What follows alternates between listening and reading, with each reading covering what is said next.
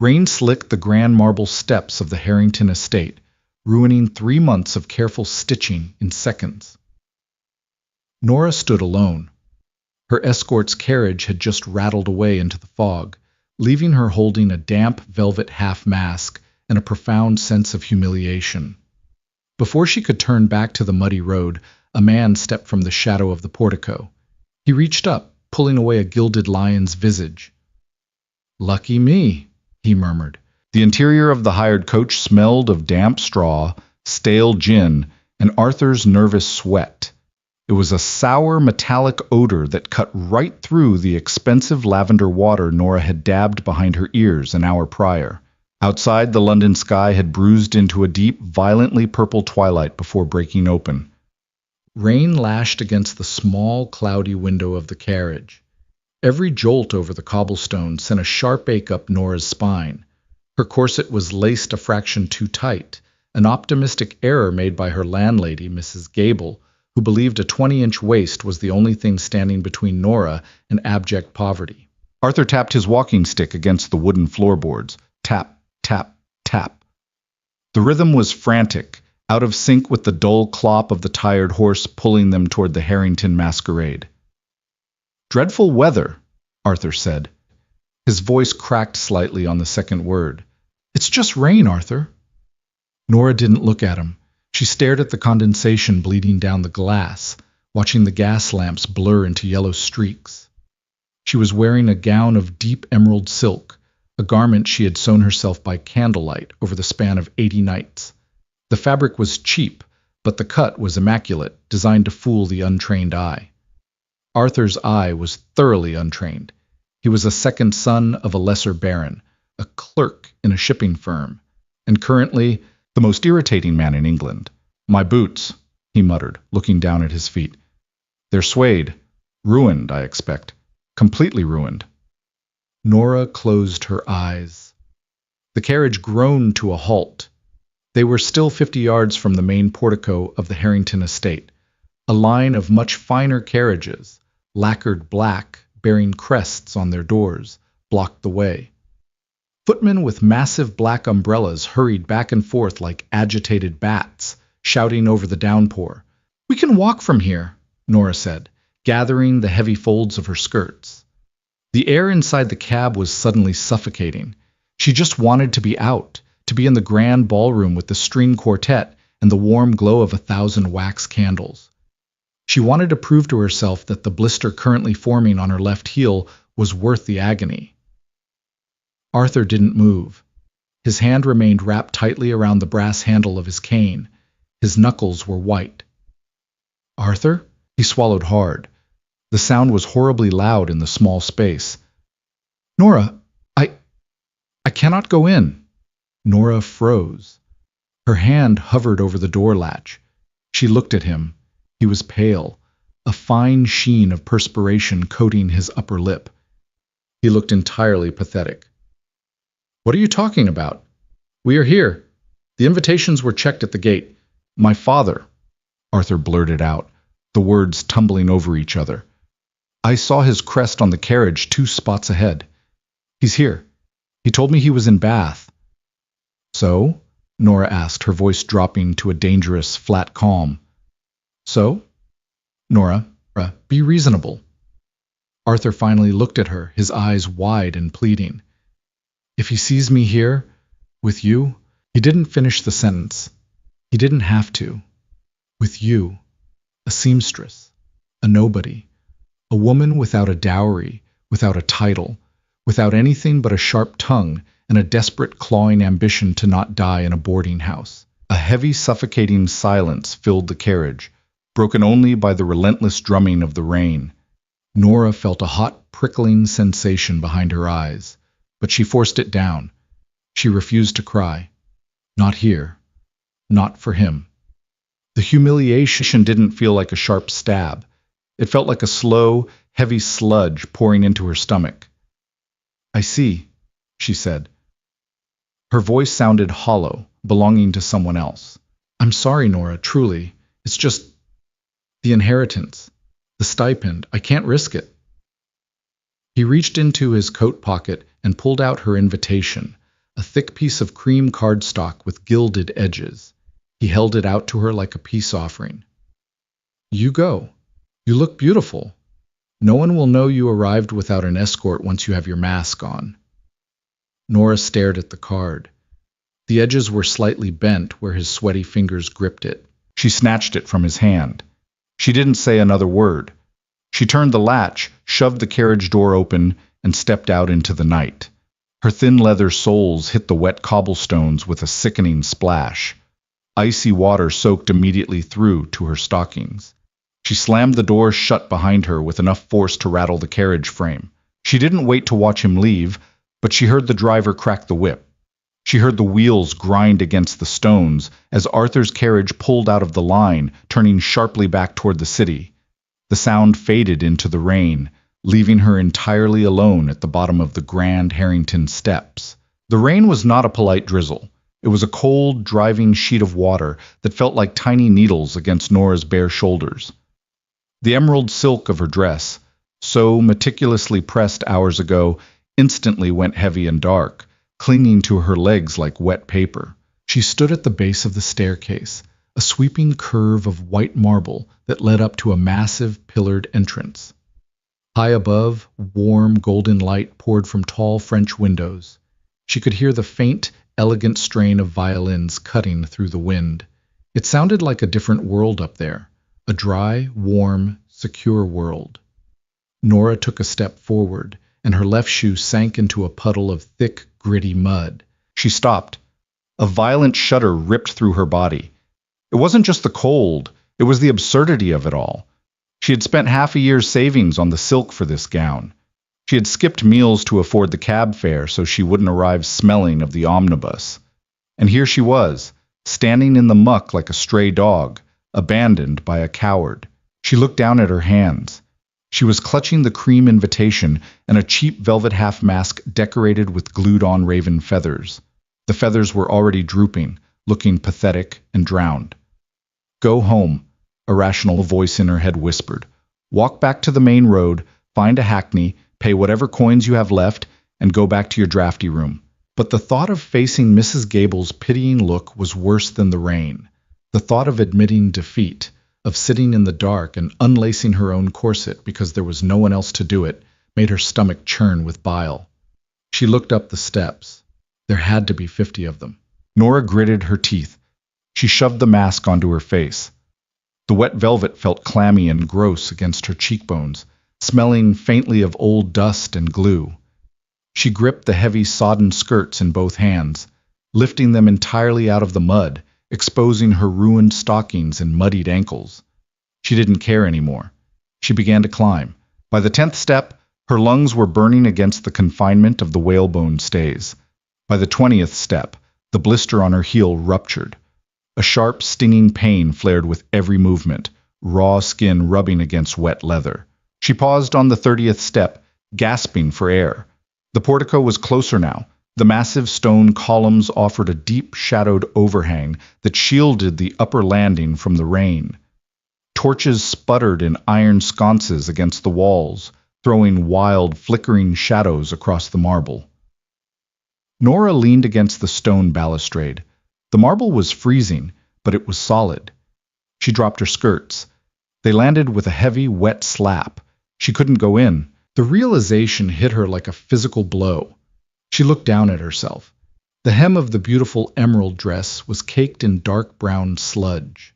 Her bodice was soaked, the cheap fabric turning translucent in patches. Her hair, which had been pinned into an intricate chignon, was rapidly unraveling, wet strands plastering to her neck and forehead. She looked like a drowned rat. If she walked into that ballroom, the footman would likely throw her out, invitation or not. The lords and ladies would point and laugh. It would be a social execution. Nora slumped against the balustrade, sliding down until she was sitting on the cold, wet step. The chill seeped immediately through her dress, into her bones. She pulled her knees to her chest, ignoring how the wet silk bunched and strained. She reached down, her fingers clumsy and numb, and unfastened the buckle of her left shoe. She pulled it off with a quiet grunt of pain. The heel of her stocking was stained with a small circle of blood. She sat there, holding the ruined shoe, the rain still misting over her from the wind. A strange, hollow numbness began to settle over her. The anger was burning out, leaving only an exhausted, hollow shell. Then she smelled it. It wasn't the smell of wet earth or the ozone of the storm. It was a sharp, distinct scent cutting through the damp air. Sandalwood, expensive Turkish tobacco, and the faint, peaty tang of fine Scotch whiskey. "I wouldn't recommend sitting there," a voice said. "The stone is porous. It holds the cold remarkably well." Nora gasped, her head snapping up. Her hand instinctively flew to her chest, her heart suddenly hammering against her ribs like a trapped bird. She peered into the deep shadows beneath the portico, near the heavy oak doors of the mansion. The space between two massive columns was pitch black, but as her eyes adjusted to the flickering torchlight, she saw a shape detach itself from the darkness. It was a man. He was tall, his shoulders broad beneath a heavy, dark overcoat that looked thick enough to stop a bullet. He stepped closer to the edge of the shadow, just where the torchlight kissed the stone. He was wearing a mask. It wasn't a cheap fabric thing like hers. It was a solid, molded piece of gilded leather, shaped into the fierce, snarling visage of a lion. The gold leaf caught the firelight, making the beast look alive. He was holding a cigarillo between two gloved fingers.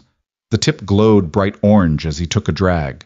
Nora scrambled to her feet, her bare left foot slipping slightly on the wet marble.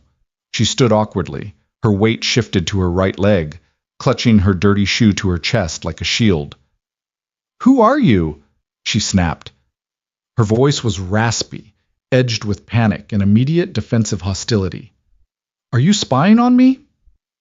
The man exhaled a thin stream of gray smoke. It plumed into the damp air and vanished. "Spying?"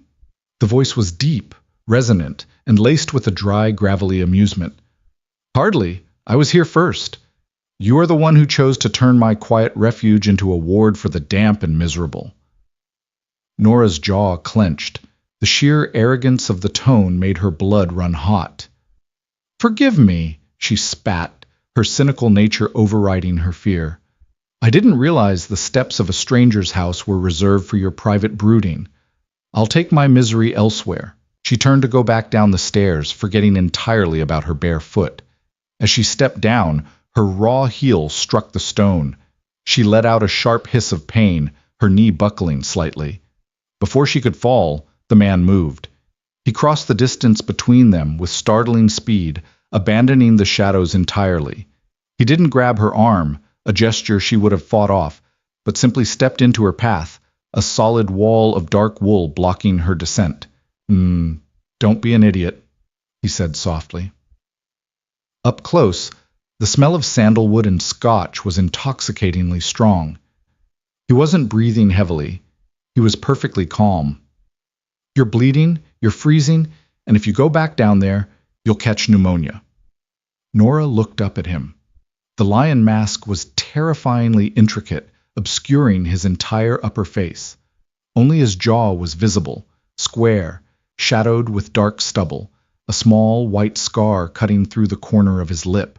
"It's none of your business if I die of pneumonia," she said, though she didn't step back. Her teeth were beginning to chatter, betraying her bravado. The man looked down at her. He looked at her dripping hair, her ruined feathers, the muddy shoe clutched in her hand. He didn't look at her with pity, which she had braced herself for. He looked at her with a strange clinical curiosity, mixed with something else. "Irritation?" "No," he agreed, his voice dropping a register. "It isn't. But I have a profound distaste for watching people freeze to death in my general vicinity. It ruins the mood." Nora glared at the gilded lion. "You are terribly rude." "And you are terribly wet." They stood there in the mist, the tension humming between them like a plucked string. Nora felt completely unmoored. This wasn't how the wealthy men inside the ballroom behaved. They used flowery language. They bowed. They offered shallow compliments while staring at a woman's chest.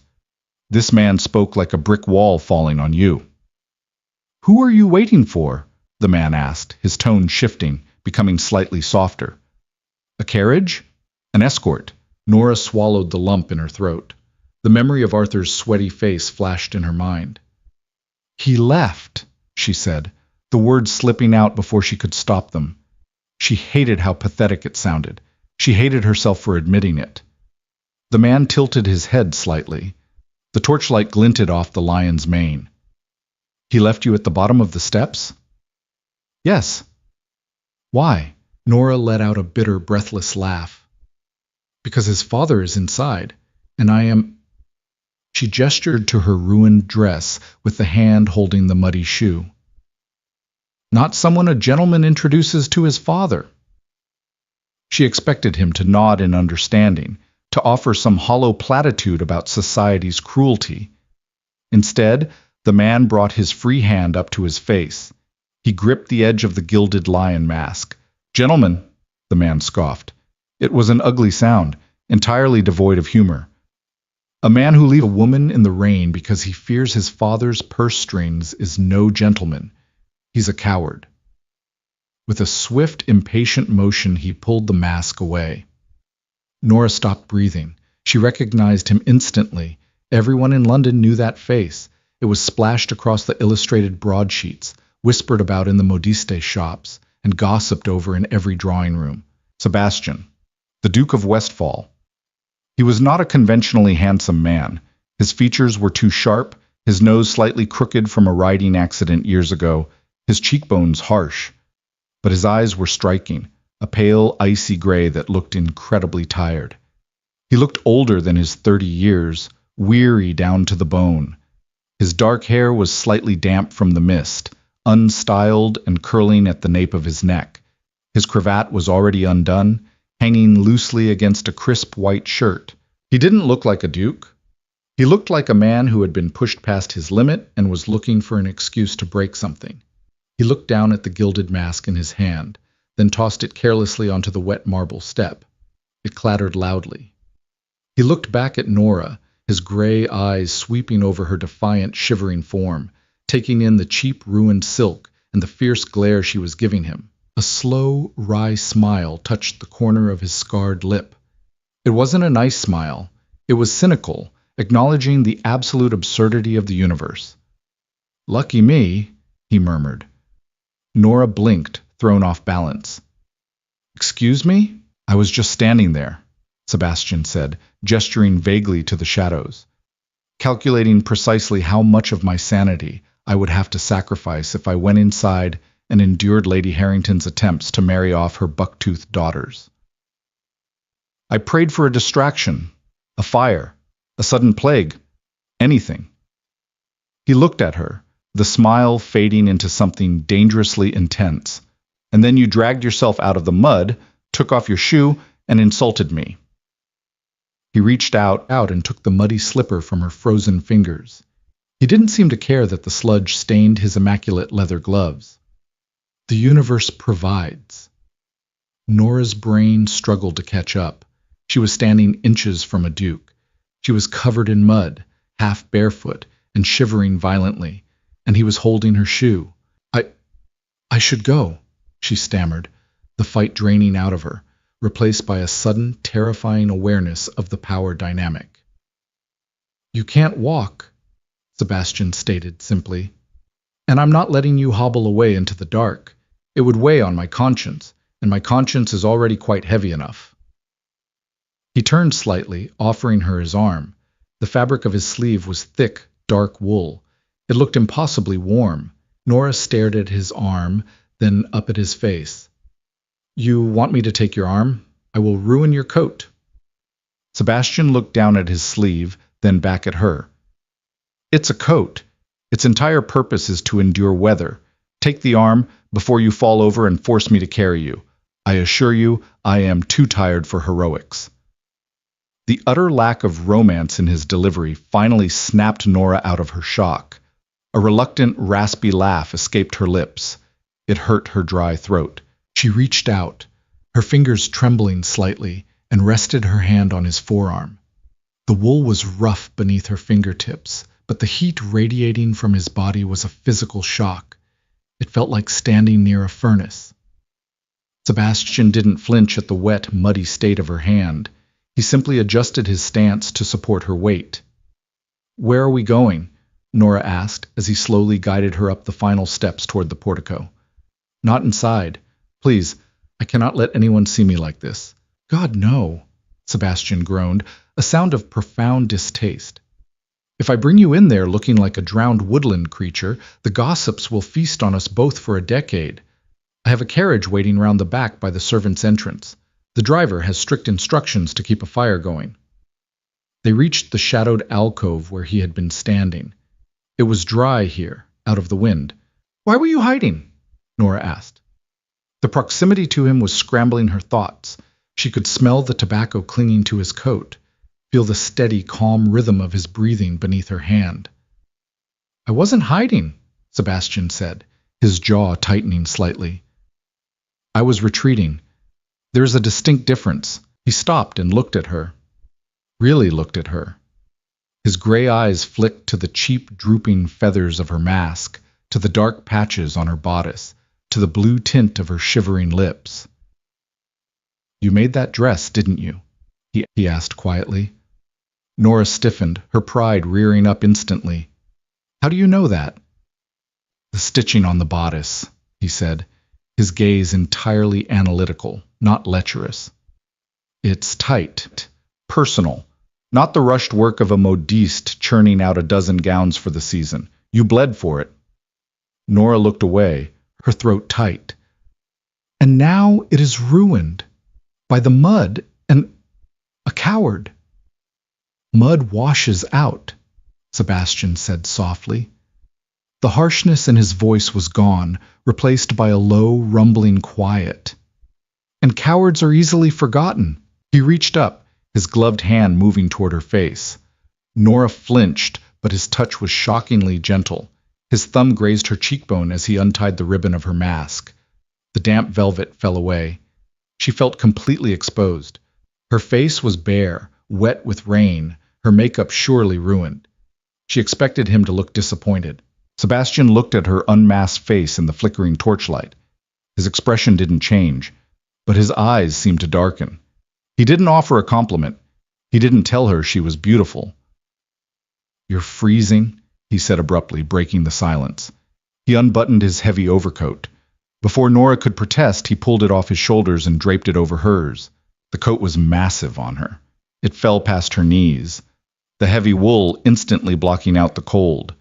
It was still warm from his body, smelling intensely of him, smoke, spice, and male skin. It was the most comforting thing she had ever felt. Sebastian stood before her in only his waistcoat and shirt sleeves, the cold, damp air biting at him now. He didn't seem to notice. He looked down at the muddy shoe in his left hand, then at the gilded lion mask lying discarded on the ground. "Come along," he said, gesturing toward a narrow stone path that skirted the side of the grand house. "My carriage is this way, and there is a bottle of remarkably good scotch inside that I believe we both require." Nora pulled the lapels of his oversized coat tighter around her neck. She looked at the Duke of Westfall, standing in the cold in his shirt sleeves, holding a ruined lady's slipper. It was absurd. It was terrifying. And for the first time all evening, Nora didn't feel entirely hopeless. She took a step, leaning heavily on the stone wall, and followed him into the dark. Part 4. The peat and the sting. The gravel path behind the Harrington estate was slick with mud and dead leaves.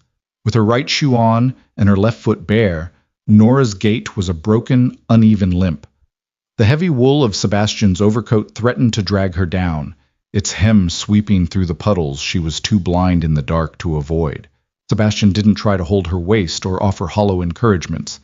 He simply stayed a half step ahead, a solid shadow blocking the worst of the wind, his pace ruthlessly slow to accommodate her limp.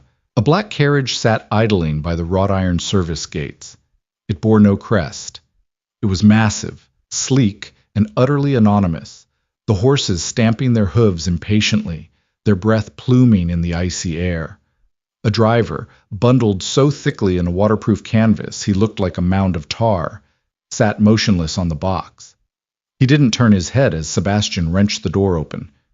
"Get in!" Sebastian ordered, his voice flat. Nora grabbed the brass handle and pulled herself up. The moment she crossed the threshold, the sheer heat of the interior hit her like a physical blow. A small, ingenious brass brazier sat secured to the floorboards, glowing with low-burning coals. The air smelled of warm leather, beeswax, and that same sharp hint of sandalwood that clung to Sebastian. She collapsed onto the forward-facing bench. The squabs were stuffed with down, yielding instantly beneath her weight. It was so comfortable it almost made her want to weep. Sebastian climbed in behind her, pulling the door shut with a solid, heavy click that sealed out the noise of the storm. The carriage immediately lurched forward, its suspension so absurdly fine that the rutted gravel felt like polished glass. Nora huddled into the corner, pulling her wet, bare foot up onto the edge of the velvet seat. The sudden warmth of the cabin was having a catastrophic effect on her freezing body. As her skin began to thaw, a violent, uncontrollable shivering seized her. Her teeth clattered together hard enough to send shooting pains into her jaw. Beneath the heavy wool coat, her sodden emerald dress began to steam, emitting the pathetic odor of wet silk and cheap dye. Sebastian sat opposite her, stretching his long legs out in the narrow space. The firelight from the brazier cast deep shadows across his face, emphasizing the stark cut of his cheekbones and the weary droop of his eyelids. He didn't look at her immediately. Instead, he reached into a built-in mahogany cabinet beside his knee and withdrew a heavy crystal decanter and 2 squat glasses. The amber liquid sloshed as the carriage swayed. He poured a generous measure into one glass, the clink of crystal against crystal impossibly loud in the quiet space. He held it out to her. Nora stared at it. Her hands were shaking so badly she knew she would spill it. "Take it," he said softly. She reached out from the folds of the oversized coat, her fingers pale and trembling. As she took the glass, her knuckles brushed the side of his hand. His skin was warm, dry, and rough with calluses, not the soft hands of a gentleman who spent his days signing ledgers. She brought the glass to her lips and took a large swallow. The liquor hit the back of her throat like liquid fire. She choked violently, coughing until her eyes watered, bending forward as the burn scored its way down her esophagus to land like a hot coal in her empty stomach. Sebastian didn't laugh. He didn't even smile. He simply watched her cough, pouring a measure for himself and swallowing it neat, without a flinch. "It's an Islay malt," he said, as her coughing finally subsided into wet gasps. "It tastes like a burning hospital, but it will raise your core temperature faster than the fire." Nora wiped her mouth with the back of her wrist. He was right. The violent shivering was already beginning to ebb, replaced by a deep, radiating heat in her chest. The peaty, smoky taste lingered on her tongue, sharp and entirely unfamiliar. "Give me your foot," he said. Nora stiffened, pulling her knee closer to her chest. "It's fine." "Don't be tedious," Sebastian sighed, rubbing the bridge of his nose as if dealing with a stubborn child. "You're leaving bloody footprints on the upholstery, and my driver is remarkably particular about the velvet. Your foot. Now." He set his glass aside and leaned forward. The sudden proximity made her pulse jump, an irritating thud against her own ribs. She reluctantly extended her left leg, letting her foot rest on his knee. Her foot was a disaster. The skin was pale blue from the cold, streaked with mud from the Harrington steps, and the heel of her stocking was soaked in a fresh bloom of dark red. Sebastian didn't recoil. He reached into his trouser pocket and pulled out a pristine, white linen handkerchief. He took her heel in one hand, his grip firm and entirely clinical, ignoring the mud that instantly transferred to his palm. With his other hand, he pressed the folded linen sharply against the ruptured blister. Nora let out a sharp hiss, her leg jerking instinctively. "Still," he commanded, his grip tightening. "It requires pressure." He held it there. The silence in the carriage stretched, broken only by the steady rhythmic clop-clop of the horse's hooves and the hiss of the coals. Nora stared at the top of his head. His dark hair was unruly, catching the amber light of the cabin. It was a profoundly intimate position, yet entirely stripped of romance. He wasn't caressing her instep, He was treating a wound with the detached efficiency of a field medic. The contradiction of it, the Duke of Westphal kneeling in the dirt of his own carriage to stanch the bleeding of a seamstress, made her head spin more than the scotch. "You know my face, and unfortunately, my title," Sebastian said without looking up, his thumb still applying heavy pressure to the linen. "Yet I am at a disadvantage. I prefer to know the name of the women bleeding in my carriage." Nora swallowed hard. The urge to invent a name, a slightly better background, flared up and died instantly. He would see right through it. He seemed to see through everything. "Nora," she said quietly. Her voice was still raspy from the cold. "Nora Linley." Sebastian finally looked up. His gray eyes met hers, assessing, weighing the name. "Well, Nora Linley," he said, his voice entirely devoid of pity, "you have had a thoroughly miserable evening." A short, bitter laugh escaped her before she could stop it. "You have no idea." Part 5. The Economics of Silk. Sebastian tied the blood-spotted handkerchief into a tight knot around her heel. He moved with a practiced economical efficiency. Once it was secure, he let go of her foot, leaning back against the plush velvet squabs and picking up his glass of scotch again. "Where am I taking you, Nora Linley?" he asked. Nora hesitated. The warmth of the carriage and the burn of the whiskey were making her terribly tired. The adrenaline had burned out, leaving behind a heavy, aching shame. "Clerkenwell," she murmured, looking away, staring at the condensation building on the window glass. "Gable's boarding house on Miller Street."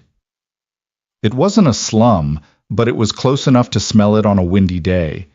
It was a place of peeling paint, shared washrooms, and the constant, suffocating anxiety of next week's rent. She braced herself for the subtle shift in his posture, the polite withdrawal of the aristocrat realizing exactly how low he had stooped. Sebastian simply knocked on the wooden panel behind his head. A small slot opened. "Clerkenwell, Miller Street," he barked into the darkness. The slot snapped shut.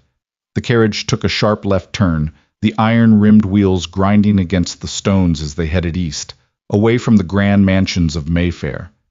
He didn't make a comment about the address. He didn't ask what she did for a living. Her ruined hands, pricked with 100 needle scars, had likely told him already. "Your dress," he said suddenly, breaking the heavy silence. His eyes were focused on the dark, wet hem of the emerald silk spilling out from beneath his overcoat. "You said a coward ruined it. The man who left you." Nora crossed her arms over her chest, burying her hands deep into the oversized pockets of his coat. The wool smelled fiercely of him. "Arthur! His name is Arthur, and yes, he panicked, because his father arrived." Sebastian took a slow sip of his drink. He looked genuinely intrigued, as if she were a puzzle he hadn't expected to find. "And why did that induce panic?" Nora bit the inside of her cheek. The truth was ugly and pragmatic.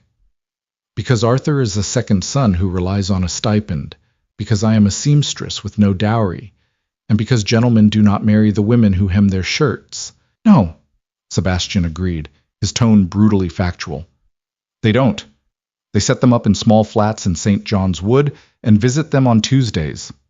Nora flushed hotly, a spark of pure anger cutting through her exhaustion. "I'm not a Tuesday woman," she snapped, her spine stiffening. Sebastian's eyes narrowed slightly, catching the firelight. He looked at her with a newfound sharpness. "Clearly, you were aiming for the altar. The masquerade was a calculated risk, a chance to be seen as an equal just for a night behind a mask." He was dissecting her ambition, laying it bare on the velvet cushions between them. It made her feel entirely naked, far more than the wet dress ever could. "I wanted security," Nora said, her voice dropping, defensive and raw. "Is that such a crime?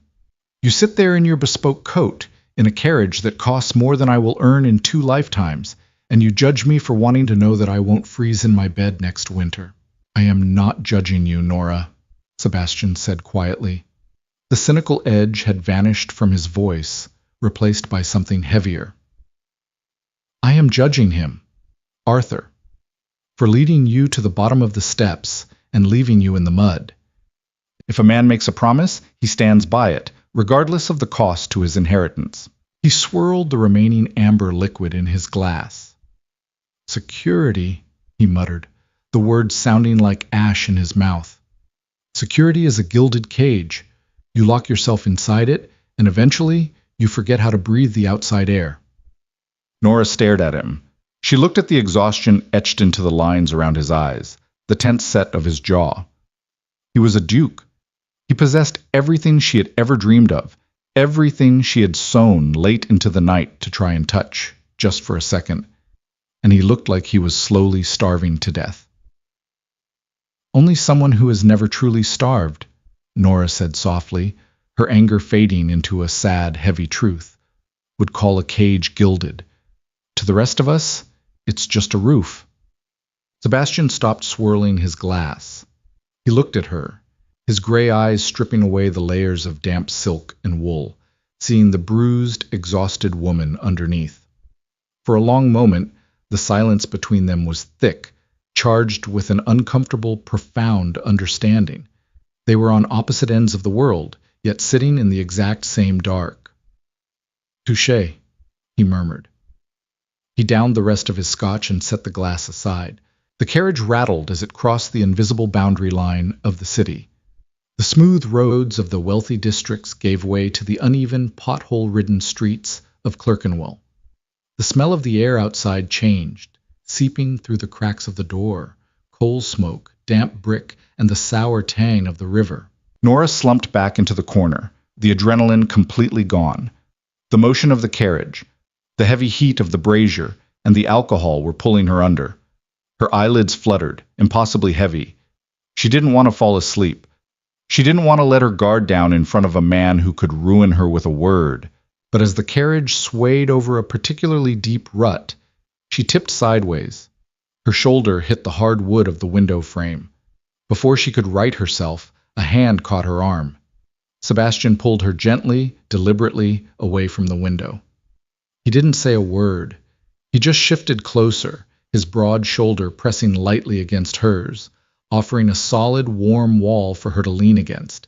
Nora was too tired to fight it. She let her head drop, her cheek resting against the rough wool of his sleeve. He smelled like safety. It was a terrifying illusion, but for right now, in the dark, she let herself believe it. Part 6. The Mud and the Stoop. The carriage rolled to a heavy, groaning halt. Nora jerked awake, her heart spiking in sudden panic. She blinked against the dim light, disoriented. She was slouched against Sebastian, her face buried in the crook of his shoulder. She pulled back instantly, her face burning, acutely aware of the damp patch her wet hair had left on his crisp white shirt. "I apologize," she stammered, wiping her mouth, terrified she had drooled on a duke. "You were asleep for 20 minutes, Sebastian said. His voice was a low, rough rumble. He hadn't moved. He was looking out the small window. "We are here." Nora looked out. The narrow, soot-stained street was pitch black, save for a single flickering gas lamp at the corner.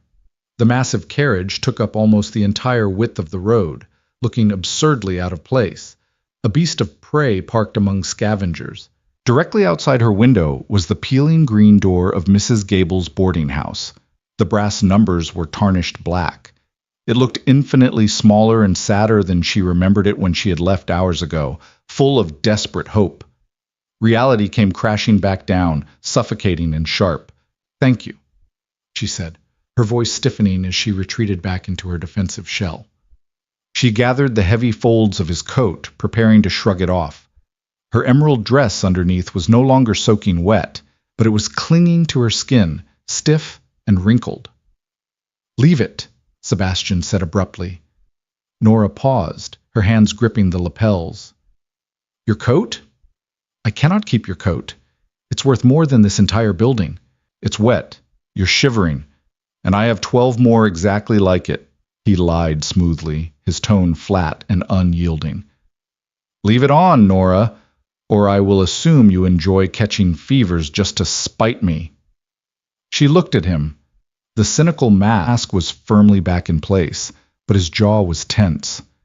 She realized with a strange twist in her chest that he didn't want the coat back. He wanted to leave something with her. "Fine," she whispered. Sebastian reached for the door handle. He pushed it open and stepped out into the damp, freezing night before the driver even had a chance to climb down. Nora followed, moving awkwardly. Her left foot, wrapped tightly in his ruined handkerchief, throbbed with a dull ache as she put weight on it. She grabbed the frame of the door, dreading the descent. Sebastian didn't wait. He turned, reached up, and gripped her firmly by the waist. Nora gasped as he lifted her entirely off the carriage step. He swung her down, setting her gently on the cracked stone of the stoop. His hands lingered on her hips for a fraction of a second longer than necessary, a heavy, anchoring pressure, before he let go and stepped back. The air outside was brutally cold after the hothouse of the carriage. The rain had stopped, but a thick, wet fog was rolling in off the Thames, coating everything in a greasy layer of damp. Nora stood on the top step, clutching the oversized coat tightly around her. She looked down at him. He was standing on the uneven cobblestones, his white shirt sleeves stark against the darkness, the damp cold already sinking into him. "You should get back inside," she said, her voice barely carrying over the snort of the horses. "You'll freeze." Sebastian looked up at her. In the gloom, his pale gray eyes were unreadable. He looked at the peeling green door, at the cracked windows of the boarding house, and finally back at her bruised, exhausted face. "I survive," he said quietly. He reached into the dark interior of the carriage and pulled something out. He tossed it lightly onto the stone step at her feet. It was her ruined, muddy left shoe. Nora stared at it, then back up at him. "You kept it." "Collateral," Sebastian murmured, the corner of his mouth ticking up in a shadow of a smirk. "A reminder that I am owed a favor by a woman who punches above her weight." It was a ridiculous thing to say. It was a brush-off, a cynical joke to cut the tension. But as he looked at her, standing in his coat on the steps of a slum, the air between them felt thick, heavy with things left entirely unsaid. "Good night, Nora Linley," he said. He didn't bow. He didn't kiss her hand. He just gave her one last piercing look, then turned and climbed back into the dark cavern of his carriage. The door slammed shut with a definitive thud. The driver cracked the whip, and the heavy wheels ground against the stones, pulling away into the fog. Nora stood on the cracked stoop, the cold seeping into her toes. She listened to the sound of the hooves fade into the city's hum, until there was nothing left but the drip of water from the eaves. She looked down at the muddy shoe resting on the stone. Slowly, her cold fingers curled into the heavy, rich wool of the Duke's coat, pulling it tighter against her chest. She inhaled deeply. The smell of sandalwood, peat smoke, and rain filled her lungs. She turned the brass knob of the peeling green door and stepped inside, into the dark. Morning in Mrs. Gable's boarding house did not break. It seeped. It crept through the cracks in the window frame in shades of dirty dishwater gray, bringing with it the smell of boiling cabbage from the kitchen below and the sharp tang of the Thames at low tide. Nora woke with a start. Her left foot throbbed, a dull, rhythmic ache pulsing against the rough wool blanket. For a split second she thought the previous night was a fever dream. The rain, the coward in the carriage, the muddy steps, the Duke. Then she turned her head. Draped over the single, rickety wooden chair in the corner of her room was the coat.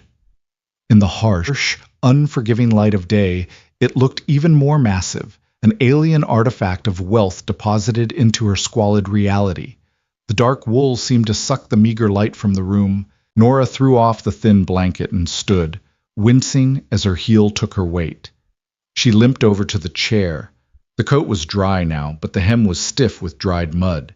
She brought the lapel to her face. It still smelled of him.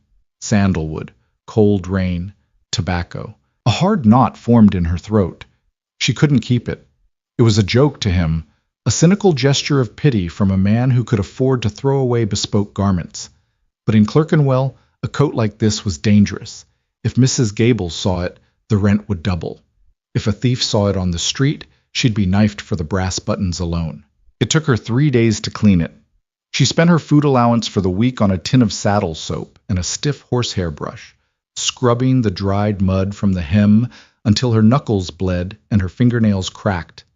She pressed the wool with a flat iron heated over a small, smoky coal fire, terrified of scorching the fabric. On the 4th day, the sky cleared to a brittle, icy blue. Nora wrapped the heavy coat in brown butcher paper, tied it with coarse twine, and began the long walk across London. Westfall House was not a home, it was a fortress. Situated on a sprawling corner in Mayfair, it was built of pale, imposing Portland stone, surrounded by a wrought iron fence tipped with gilded spears. There were no welcoming flower beds, only severe, manicured hedges that looked like they could draw blood. Nora did not go to the front door. She knew her place. She circled the perimeter until she found the mews, the cobbled alleyway servicing the stables and the kitchen. The air here smelled sharply of horse manure, fresh hay, and leather. Grooms in dark waistcoats moved with brisk efficiency, carrying buckets and tack. No one paid any attention to a woman in a plain brown wool dress carrying a parcel. She spotted a young stable boy tossing hay with a pitchfork. "Excuse me," Nora said, her voice sounding thin in the cold air. "I have a delivery for the house manager. Where might I leave it?" The boy paused, wiping his nose on his sleeve. He pointed the pitchfork toward a heavy oak door at the far end of the courtyard. "Through there. Ask for Mr. Higgins, but you'll have to wait. His Grace is in the yard." Nora's stomach dropped. She turned, suddenly hyper-aware of the courtyard. And there he was. Sebastian was standing near a massive, restless black stallion. He wasn't wearing a tailored suit or cravat. He wore scuffed leather riding boots, tight breeches, and a loose linen shirt rolled up to the elbows. His dark hair was messy, blown by the wind. He was arguing with an older man who looked like a farrier, pointing violently at the horse's front left hoof. He looked entirely human. He looked angry, tired, and fiercely alive. Nora took a step backward, intending to leave the parcel on a barrel and flee. But the movement caught his eye. Sebastian turned his head. The argument with the farrier died on his lips. Across 30 yards of cobblestones, manure, and stable hands, the Duke of Westfall locked eyes with the seamstress from Clerkenwell. He didn't look surprised. He looked like he had been waiting. "Leave it!" he barked at the farrier, not taking his eyes off Nora. He tossed a leather lead rope to a groom and started walking across the yard. Every instinct Nora had screamed at her to run. The arrogance of his stride, the sheer physical presence of him, made her painfully aware of her scuffed boots and her patched brown dress. But pride pinned her to the spot. She clutched the paper parcel tighter to her chest, lifting her chin. He stopped 2 feet in front of her. He smelled of horse sweat, leather, and that underlying hint of tobacco. Up close, in the sunlight, the scar on his lip was stark white. "You walk with a limp," he noted. His voice was a low rasp, cutting through the noise of the stables. "The blister became infected," Nora said coldly. "It is healing." Sebastian's gaze dropped to the bulky brown parcel in her arms, a muscle feathered in his jaw.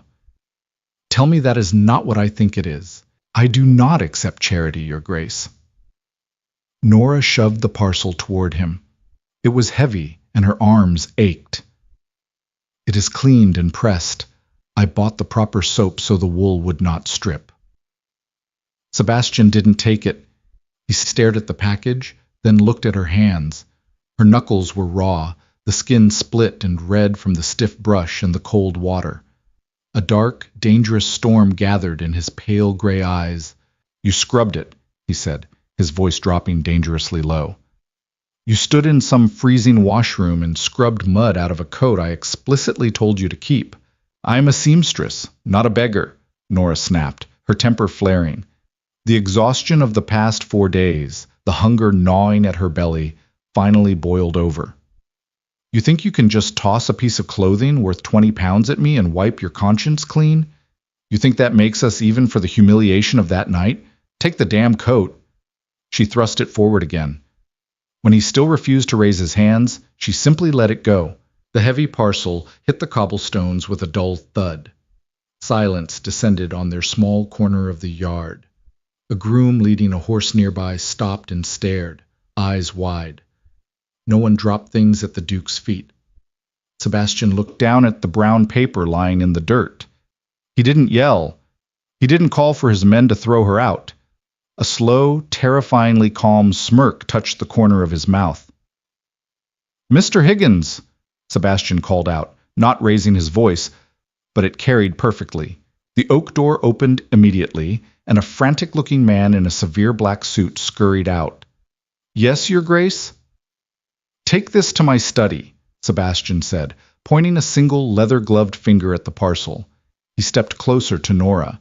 The heat coming off his body was palpable. "And have a pot of black tea brought up. 2 cups." "I am not staying for tea," Nora hissed, backing away. "Yes, you are," Sebastian said quietly. He finally reached out, his hand wrapping around her upper arm. His grip was entirely unbreakable, yet strangely careful. "Because you just threw my coat in the horse shit, Nora Linley, and you are going to explain your terrible business sense to me in private." The interior of Westfall House was entirely suffocating. It was a labyrinth of dark oak paneling, heavy velvet drapes that blocked the sunlight, and marble busts of dead men who looked entirely unamused. Sebastian's study, however, was different. It was a chaotic lived-in sanctuary located at the back of the house. The walls were lined with books stacked haphazardly, not for display. The massive mahogany desk was buried under architectural blueprints, unsealed letters, and a half-empty crystal decanter of the same brutal scotch from the carriage. The room smelled of old paper, cold ash from the fireplace, and ink. Sebastian released her arm the moment he closed the heavy door, shutting out the oppressive silence of the mansion. He walked behind the desk, stripping off his leather gloves and tossing them onto the blueprints. "Sit," he commanded, gesturing to a worn leather armchair opposite the desk. Nora remained standing near the door, her hands clenched at her sides. "I have nothing to say to you. I returned what was yours." "You returned a symbol of my arrogance," Sebastian countered, leaning his palms flat against the desk. The exhaustion she had seen on the night of the masquerade was back, etching deep lines into his face. "And in doing so, you displayed an arrogance that rivals my own. Do you have any idea what it costs to buy your kind of pride?" "It costs nothing. It is all I have left." "It costs you meals," he shot back, his eyes flashing. "It costs you coal for your fire. You have needle pricks up and down your thumbs, Nora. Your boots are resoled so many times the cobbler is guessing at the shape of your foot. You refused a coat that could have kept you warm because you were terrified of being beholden to a man." "Because men collect their debts!" Nora yelled, the words tearing out of her throat. The polite veneer shattered completely. She didn't care that he was a duke. She didn't care about the marble halls. "Arthur collected his debt by abandoning me when I ceased to be convenient. You toss a coat and think it buys you the right to analyze my misery. I do not want your pity, and I do not want your charity." Sebastian stared at her. He didn't look angry anymore. He looked like a man who had just struck flint and finally found a spark. He stood up straight, ran a hand through his messy hair, and let out a long, slow breath. "Good," he said quietly, "because I have absolutely no pity to give you, and charity bores me." A soft knock interrupted them. Mr. Higgins entered silently, carrying a silver tray with a steaming teapot and 2 delicate porcelain cups. He placed it carefully on the edge of the desk, retrieved the brown paper parcel from the floor where he had left it earlier, and vanished, closing the door softly. Sebastian walked around the desk. He didn't pour the tea. He stood a few feet from Nora, his physical presence dominating the small space between them. "You are a seamstress," he stated, entirely businesslike. Nora frowned, thrown by the sudden shift in tone. "Yes, a skilled one. The stitching on that ruined emerald monstrosity you wore was structurally flawless, even if the fabric was an insult to the eye." Nora's jaw dropped slightly. "Are you critiquing my gown while trying to make a point?" "I am stating a fact." He crossed his arms over his broad chest. My mother, the late Duchess, was a hoarder of antique tapestries and ceremonial garments.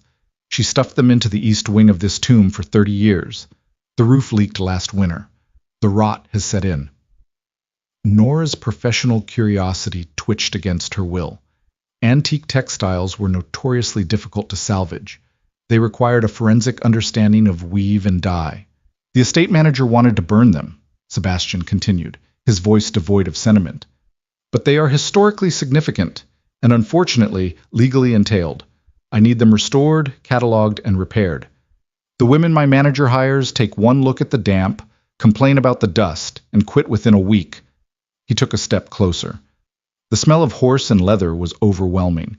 I need someone who isn't afraid of dirt, he said, looking pointedly at her patched dress. Someone who understands how to salvage ruined things. Someone too stubborn to quit. Nora stared into his gray eyes. She was looking for the trap.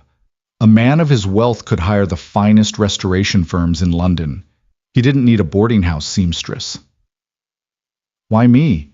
She asked, her voice a defensive whisper.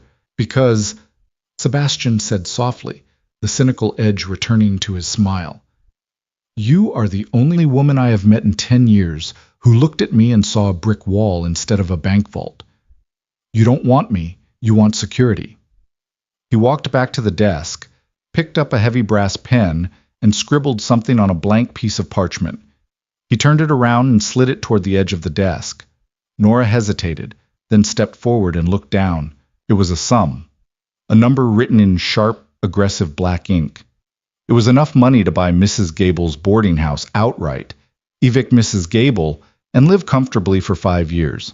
That is the contract for 6 months of work, Sebastian said, watching her face. You will be an employee of the estate. You will have a workshop in the East Wing. You will not be a Tuesday woman. You will be my salvation from a rotting inheritance, and in exchange, you will never have to worry about freezing in your bed again. Nora felt the floor tilt beneath her feet. The number on the page was a lifeline thrown into a drowning sea. This is absurd, she choked out, fighting the urge to pick up the paper. You're doing this out of guilt, over the coat, over the steps. I do not feel guilt, Nora, he said flatly. I feel utility. You're useful. I am wealthy.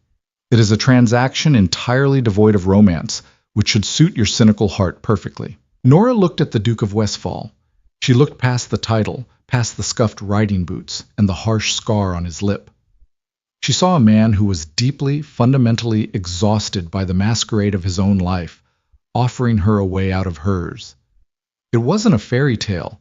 It was a brutal, pragmatic bargain struck in a room that smelled of ash and old mistakes. She reached into the deep pocket of her brown wool dress. Her fingers brushed against a small, stiff object. She pulled it out and tossed it onto the desk, right on top of the parchment with the exorbitant sum. It was her ruined, muddy left shoe, the one he had kept in the carriage, the collateral. Sebastian looked down at the shoe, then slowly raised his eyes to meet hers. A genuine, unguarded spark of amusement lit up his pale gray eyes. It completely transformed his face, making him look young, shedding the heavy mantle of the dukedom for a fleeting second. I keep my debts paid, Nora said, her voice steady, the tremor finally gone. I will take the job, Your Grace, but I require a proper contract, signed and witnessed, not a number scribbled on scrap paper. Sebastian picked up the muddy shoe.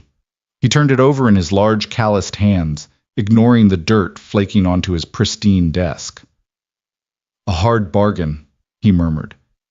He didn't look angry at her insolence. He looked thoroughly entertained. You will start on Monday. And Nora? She paused, her hand hovering near the brass doorknob. Yes? He set the shoe down next to the crystal decanter. Do not ever wear emerald green again. It makes you look like a tragic piece of upholstery. Stick to dark colors. They suit your disposition. Nora let out a sharp, genuine laugh. It shocked her. It sounded rusty, unused to the air. I will keep that in mind, Your Grace, and perhaps you should learn to mend your own coats. Your tailor is overcharging you for those seams. She opened the door and stepped out into the dark, heavy hallway. The marble busts still looked unamused. The velvet drapes still stifled the light. But as Nora walked toward the servants' exit, the limp in her left step felt a little less pronounced. The fear wasn't gone. The world was still cold, and Clerkenwell was still waiting for her. But she wasn't walking back into the dark, empty-handed. She had a contract. She had a purpose. And as she stepped out into the crisp, biting sunlight of the mews, leaving the Duke of Westfall standing in his messy study with her muddy shoe, Nora realized something entirely terrifying. She was looking forward to Monday. If you loved this raw, slow-burn tension, hit that like button and subscribe for more grounded, emotional, historical dramas. Did Nora make the right choice standing up to the Duke, or was she playing with fire? Let me know your thoughts in the comments below. Share this video with a friend who loves their romance with a heavy dose of realism and no cliché fairy tales. Don't forget to ring the bell so you never miss a chapter. See you in the next story.